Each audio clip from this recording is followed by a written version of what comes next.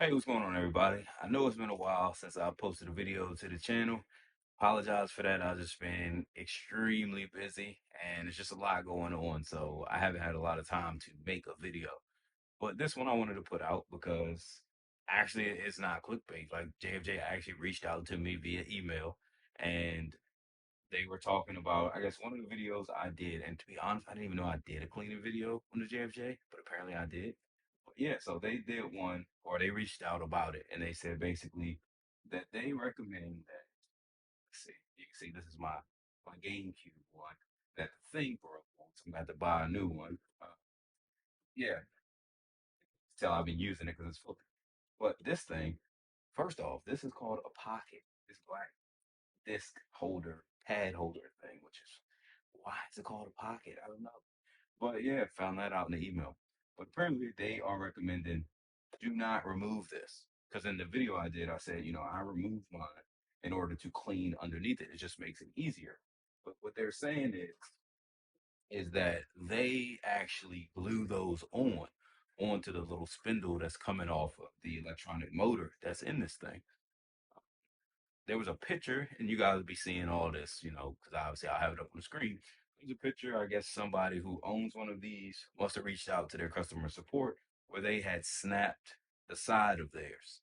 And I guess, maybe they reached out and said they seen my video on it, or maybe they just like seen a video on YouTube saying, that thing could be pulled out. Maybe they wanted another one. I don't know. They didn't tell me all the details on that, but they provided that picture, which looked like a customer complaint picture. They're basically saying, could you please advise people not to remove it? So, which, hey, I have no problem with that. Even though I was able to pull mine off completely fine, I'll actually pull this one off as well. I've never removed this one, so be a good test case. But what I'm thinking is happening is, or did happen, is that throughout the life cycle of products, a lot of times there are revisions made. Now, every JFJ Easy Pro Plus that was ever made by JFJ may not have had the pocket glued down on the spindle. That could have been something that they started maybe after I received mine. The original one I had where I actually removed the pocket in order to clean underneath it.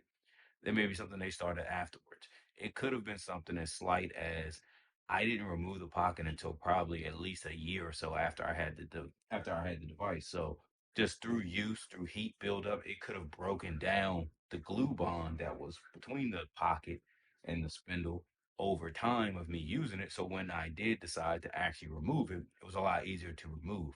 Maybe the person in the picture removed it relatively early into them having the machine, or maybe again, like I said, they might have started changing it, gluing it down later in this product's life cycle. Kind of similar to, I've actually had people on this channel in the comments tell me that this disc, even though this is the GameCube one, the regular size disc actually had like a little raised bump on the outside of it. And it was causing the aftermarket pads back then. I was referring the, or I was, or what is it, referring to the Bowers, that's what they're called, the Bower pads, and they were saying that that little nub was there and it was causing the pad to get eaten up. So that was something different on their model than I had on mine. So those little life cycle changes can come into play and they can cause problems. And it can make videos like mine become outdated because we had different variations of the machine. So let me bring you guys in and then I will show you me removing it and we'll see if there's any glue residue on the spindle and in the pocket. If so, then that's there. If it's not, then maybe this is one that they didn't start doing that yet. That could be the issue. But again, they are saying people should not remove them. So if you want to go by the manufacturer, don't remove them when you're cleaning them. I know it's going to be a pain, but you can just clean around under. Okay. So, like I said, in the picture, it was like a clear crack, like right down the side. So one thing you have to know is when you're going to remove this, if you decide to remove it, you can't pull on just one side. There's a spindle sitting inside of this thing that this cavity or whatever you want to call it is down on top of. So if you're lifting from just one side of the pocket, you're going to be shifting this part down and over. So it's going to be pushing against the spindle. So you'll never be able to just pull it off from one side. You have to make sure you're applying even pressure to each side. of the actual pocket. So that's what you have to make sure you're doing. If not, you definitely increase the chances of breaking it because you're not giving this thing anywhere to go. It's not going to be able to come up at all. So in that case, we'll do that. As you can see, pull on each side evenly, and there we go. Comes off relatively simple. Can look up in there. Maybe that, I don't even think that's glue. I think it's just from me pulling off, but it looks like it may be like a teeny bit of glue residues right there. You can see it. If you like really look up in there, it's not like there's a ton of like glue residue inside of the cavity. So, and on this thing, see if you guys can see it, but there's really no glue residue on this. Like it's super smooth. So they say they glue them down. I'm not seeing any evidence of glue. Again, this could be just, a model that they didn't really start that process on yet. One thing you want to note when you're putting it back on, you can see this is not a perfect circle. This is like a D shape. See right there, that side's flat. So what you want to do is you want to find this, and there's a flat side right here. So you want to make sure those line up before you push it down. You can kind of just, find it, it'll kind of sit, and then you can just push it down. And again, when you're pushing it down, you make sure you push on all sides evenly. Don't just push on one side, push on the whole thing down, and it's perfectly fine. Okay, so from a functional aspect, I don't understand why they would even glue the pocket onto that spindle because when this thing is running, there's going to be a pad, and we'll just grab a pad just for. Yes, we'll be doing it with just regular foam because I definitely just dropped it. But but yeah, you can see like this piece sits down and even without a disc on it, I mean, it sits right against it. And this is just the GameCube one.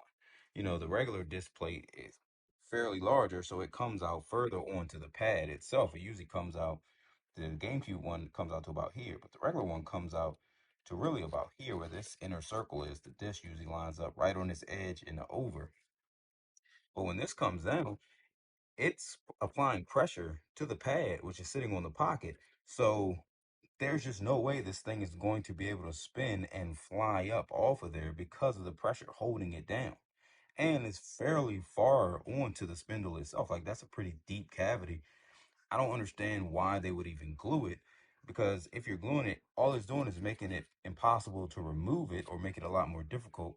And it makes the cleaning process horrible when you can see like these devices do leave behind quite a bit of residue, especially their yellow polish pad, and you're going to want to clean your machine, especially if you're somebody who likes to keep a clean area. So not sure why they would elect to do that. But again, they did reach out saying that they do glue them down and they do not recommend people remove them. So you can kind of take that with a grain of salt or, however you want to do it. But just know that if you do remove it or try to remove it, they're probably not going to give you like some type of warranty replacement part or something like that because they recommend it not be removed. Sorry if anyone did break their plate looking at my video. That was not my intent. But yeah, hopefully, this does help anybody or, stop people from having those issues here in the future. But as always, thanks for supporting the channel, and I will catch you guys on the next one. Peace.